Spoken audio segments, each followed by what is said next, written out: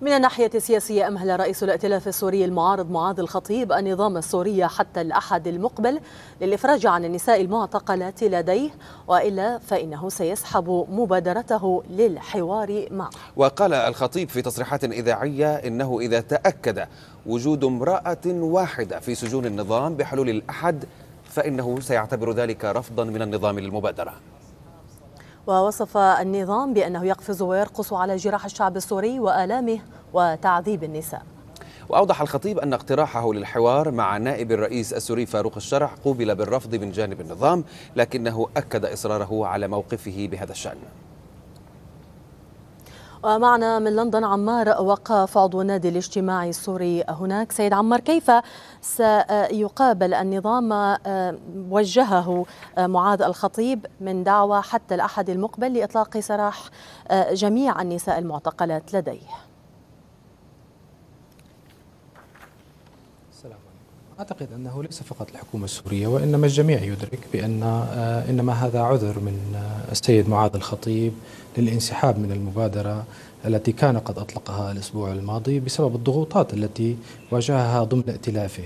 أعتقد لو أن هذا الفصيل المعارض كان مهتما بالنساء لربما سمعنا عن شروط مشابهة عندما تمت صفقة تبادل المعتقلين والأسرى مع الطيارين الأتراك، وهذا منذ بضعة أسابيع. ربما ظهور الفيلم البارحة عن 3 نساء سوريات في المنطقة الشرقية يتم تعذيبهم من قبل العصابات المسلحة هو ما الذي ولد هذه الفكرة بأن يجب أن نقول للناس بأن هذه العصابات أو هذه الفصيل المعارض هو مهتم جدا بسلامة النساء السوريات. طيب ما الضير هؤلاء النساء جزء من الشعب السوري ومعتقلات، ما الضير كبادرة حسن نية في إطلاق سراحهن؟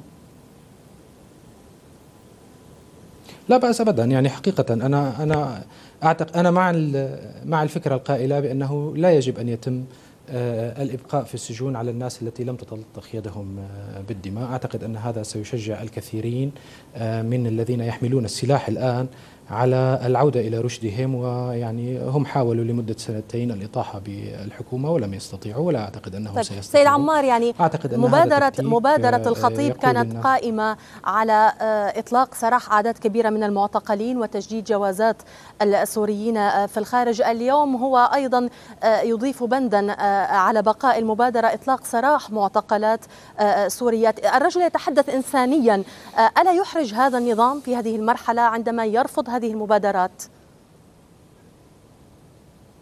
سيدتي الكريمة، يعني أنا سبق وقلت أن لا أعتقد أن أحدا يقول حاليا بأن كل هذه الشروط التي يضعها السيد معاذ الخطيب هي حقيقة هي من أجل التطبيق، وإنما هي من أجل التنصل من المبادرة. يجب أن نفهم آلية عمل هذا الفصيل المعارض. هذا الفصيل المعارض يقولون له تقدم بمبادرة فيتقدم بمبادرة، لكن حقيقة هم يخافون من فراق عقدهم. ولكن يعني كما تتابع أنت سيد عمار وقاف، الرجل أطلقت عليه النيران بعد أن قال هذه المبادرة. هناك شرخ أصاب الائتلاف وهناك حالات تخوين له أيضا. الرجل يدفع ثمن هذه المبادرة الإنسانية. بالتأكيد لأن هذا الفصيل المعارض لأنه لا يستند حقيقة إلى الشارع، وإنما هو يلهث وراء الشارع، لا يستطيع أن يقوم بأي عملية قيادية، ولذلك هم مضطرون لأن يتكتلوا فيما بينهم، وليس باستطاعتهم أن يقوموا بأي عملية سياسية يمكن أن تجدي بأي جدوى. هم الاستراتيجية الوحيدة أمامهم هو انتظار سقوط الحكومة السورية بأي شكل من الأشكال، ويظنون أن بعد سقوط الحكومة السورية إن تم بأن الشارع سوف لن يجد لهم بديلا، وبالتالي سوف يأتون على كفوف الراحات إلى الحكم في سوريا. وأعتقد أن لا هذه صحيحة ولا تلك. سيد عمار، فقط اشرح لي الآن ما الذي يرفضه النظام تحديدا في مبادرة معاذ الخطيب؟ هل يرفض تنفيذ البنود؟ هل يرفض الحوار مع فاروق الشرع؟ ما الذي يرفضه تحديدا في مبادرته؟ شوفي، السيد معاذ الخطيب يعني لم يتقدم بمبادرة. هناك تحركات ما بين الدولة الأمريكية والدولة الروسية حول إيجاد حل سياسي. الحكومة السورية تقدمت بمبادرة لحل الأزمة تستند إلى بضعة خطوات منها أولها طبعا هو إيقاف دعم المسلحين، يعني كما نقول في سوريا تسكير الحنفية على المسلحين. وأمريكا ربما شعرت بأن الائتلاف الذي تدعمه أو الدول الغربية الائتلاف الذي تدعمه ربما قد يخرج من المولد بلا حمص، فقالوا له يا أخي تقدم بمبادرة. أدى هذا إلى هيجان كبير في صفوف هذا الائتلاف الذي هو يعني ائتلاف غير مترابط البتة يعني، وهو أصلا قائم على عدم الحوار مع السلطة.